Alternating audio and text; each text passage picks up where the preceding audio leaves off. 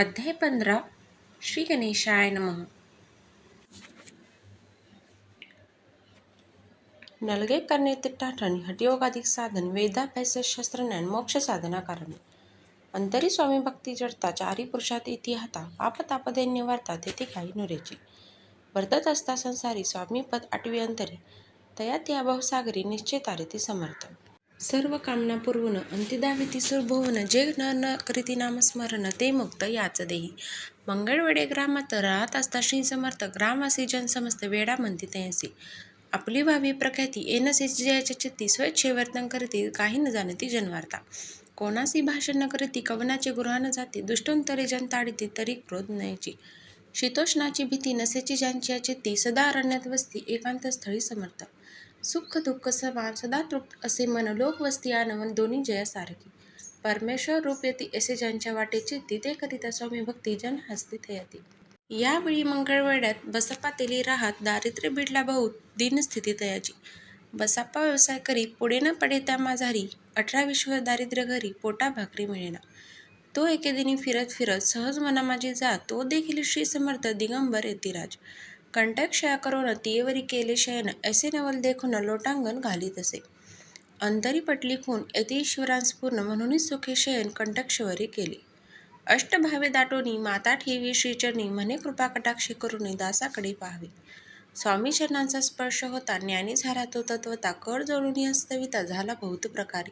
सकल ब्रह्मांड नायका कृपाघन भक्त पालका पाप तापानी दैन्यहारका विश्वपती जगद्गुरु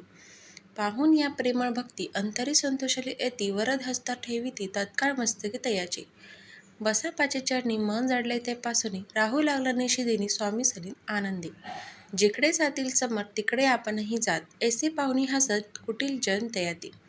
वेड्याच्या नादी लागला संसाराने सोडिला घरदार विसरला वेडा झाला निश्चय मग बसापाची कांता ऐकून यायसी वार्ता करीत असे आकांता मनी घर बुडाली आधीच आम्ही निर्धन परी मोलमजुरी करून करीत होतो उपजीवन आता काय करावे बसाप्पा येता गृहासी दुष्टन तरी बोले त्यासी मने सोडले संसारासी वेड काय लागली परी बसाप्पाची चित्त स्वामींचरणी आसक्त जनापवादान भीत नसे चाड कोणाची ऐसे लोटले काही दिन काय झाले वर्तमान ते होऊनी सावधान चित्त देऊनी ऐकावे एके दिवशी अरण्यात बसाप्पा स्वामी सेवा करीत तव झाली असे रात घोर तम दाटली चित्त जडले श्रीचरणी भीती नसे काही मनी 2 प्रहर होता रजनी समर्थ उठून चालली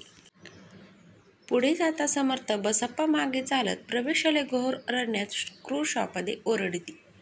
आधीच रात्र अंधारी वृक्ष दाटली नानापरी मार्ग न दिसे त्या माझारी चरणी रुतती कंटक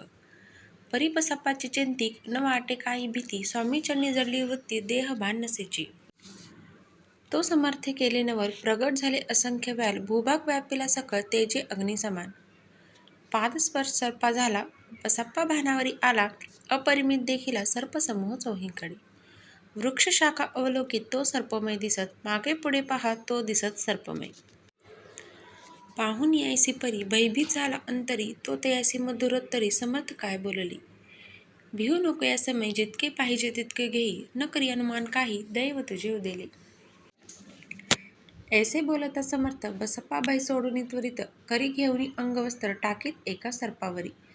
गुंडाळोनी सर्पा त्वरित सत्वर उचलून घेत तव सर्व सर्प झाली गुप्त तेजही नष्ट झाले तेथून या निघाले सत्वर ग्राममाजी आले बसप्पा सहित बैसले समर्थ एका देऊळी तेथे आपले अंगवस्त्र बसप्पा सोडीने पाहत तव त्यात सुवर्ण दिसत सर्प गुप्त झाला ऐसे नवल देखुनी चकित झाला अंतकनी माता ठेवी स्वामीचरणी प्रेमाश्रू नयनी वाहती त्यासी बोलती तीश्वर घरी जावे त्या सत्व सुखे करावा संसार दारा पुत्रा पोशीचे आनंदोनी मानसी बसप्पा गेला गृहसी वर्तमान सांगता कांतीसी तेही अंतरी सुखावे कृपा होता समर्थांची वार्ता नोरेची दैन्याची याविषयी बसप्पाची गोष्ट साक्ष देत असे असा तो बसप्पा भक्त संसार सुख उपभोगीत रात्रंदिन श्री स्वामी समर्थ मंत्र जपे अत्यंतरे पाप ताप आणि दैन्य ज्यांचे दर्शन निरसोन जाय ते पद रात्रंदिन प्रेमे विष्णू शंकर ध्याती पुढे कथा सुंदर स्वामी सुताचे चरित्र मन करून स्थिर सादर होऊन ऐकावे इथे श्री स्वामी चरित्र सारामृत नाना प्राकृत कथा समद सदा भाविक परिसत पंचदश अध्याय गोडहा श्री स्वामी चरणार्पणमस्तु. श्रीमस्तु शुभम भवती.